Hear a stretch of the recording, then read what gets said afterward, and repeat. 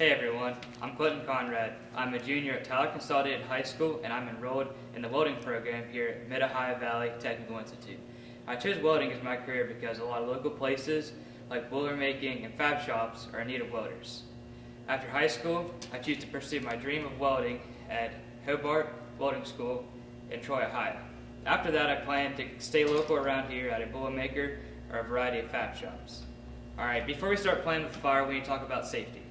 At the beginning here, you want to have some closed-shoe boots.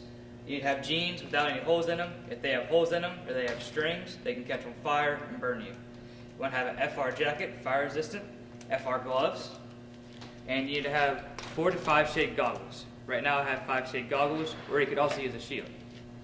Alright, to start out with your oxyacetylene safety, on your bottles, you have regulators right here, and before you start, you should check for leaks.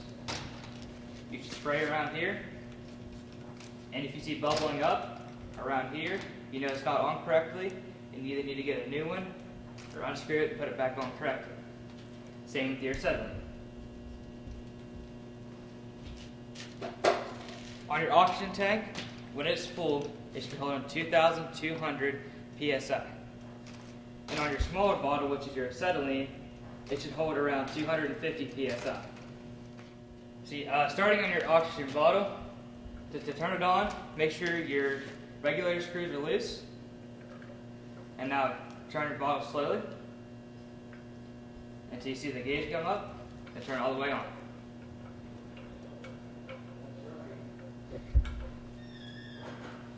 And now to set it up, make sure you're standing to the side and turn it on.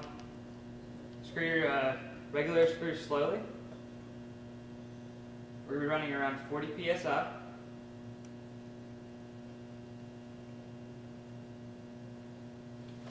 Alright, now in your acetylene bottle, if you're storing it laying down, you just set it up at least a half hour before you use it because there's acetate in the bottle and you need to let it settle down to the bottom. It absorbs your acetylene and it pours it out as you're using it. Now to turn your acetylene bottle on, make sure your regulator screws loose. Slowly turn it on until you start getting pressure. Now on this one, you only do a half to 3/4 of a turn. Now on this, you want to run about 3 to 5. Today I'm going to run 5 since I'm cutting a little thicker metal. Now on your acetylene, for working conditions, you don't want to go past 10. Very dangerous, it could blow up. Alright, now onto your torch. You have your green line, which is your oxygen, and then you have your red line, which is your acetylene or your fuel. They will never be the chains, this is what they'll be. Alright, you got your torch body, and then you got your torch head. You have your cutting lever, and your preheat valve. Alright guys, talk about the cutting goggles. It's very important to wear them while you're cutting. Unlike welding, it don't burn your eyes, but the damage can be permanent from as it does it slowly. So make sure you're always wearing 4 to 5 shades while you're doing your oxyacetylene cutting. Alright guys, now we'll start to play with fire. Alright, before you start your torch and you learn some safety, you should all use a friction lighter. If you don't, if you use like a match or a lighter, it could be dangerous because you're holding it up there and still a live flame. Alright, start off, make sure your oxygen valve's closed, your preheat valve's closed. Now turn your oxygen on all the way. Then crack your acetylene. Now what we want is a neutral flame, which is a good mixture of oxygen and acetylene together. So what you do is you gotta make sure your acetylene's cracked a little bit, then you just light it.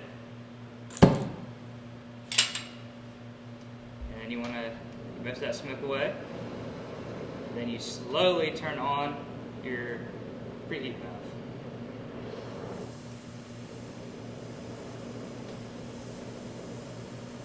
And now, see right here how the flames aren't jumping as much, which means a good, nice, neutral flame. And now getting to cutting, you want to make sure you're always comfortable. You want to get a good spot where you can lay your arm down, get ready. So you want to put your goggles on. What you want to do is you want to go on your metal, make sure you get the metal nice and orange, you get it preheated, Make sure the metal is nice and orange. Then step back and then cut nice, slow, and steady.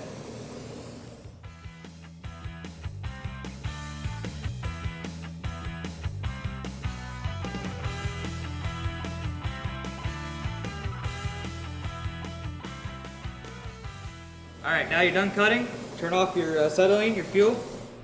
That'll stop the flame. Now what you want to do is shut your gas off here, your oxygen off. And now you just got a piece of metal off. Now you can take your goggles off now. Come over here. You want to turn your oxygen tank off.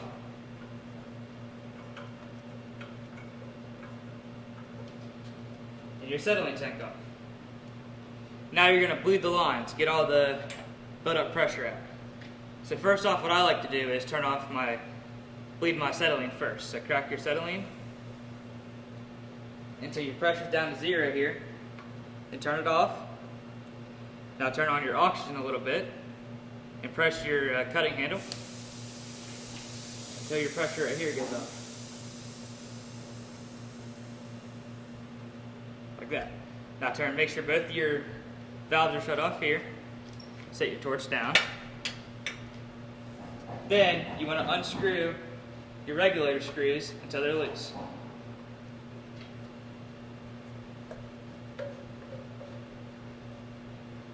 And that's how you safely use the oxyacetylene cutting torch.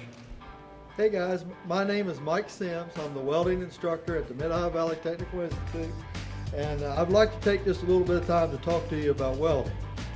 Welding is a skill that only about 2% of the people in the United States ever develop. If you want to think about it, there's actually more heart surgeons in the United States than there are certified pipeline welders. Welding affects all of our lives every day. We may not think about it, but there's welds in the cars we drive, from the bridges we drive across, to the buildings we're in. Heck, our school buildings and everything even have welds in them. Every morning when we get up and we go to our refrigerator, there are 43 welds in that refrigerator that you get your juice from. Welding is also a great career choice, especially if you're a person that likes to travel.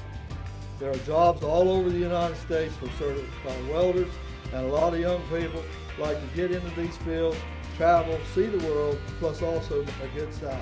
If welding sounds like something that you would like to do, then check out your local career center, or come and join us here at the Mid-Ohio Valley Technical Institute and become part of the MOVTI family.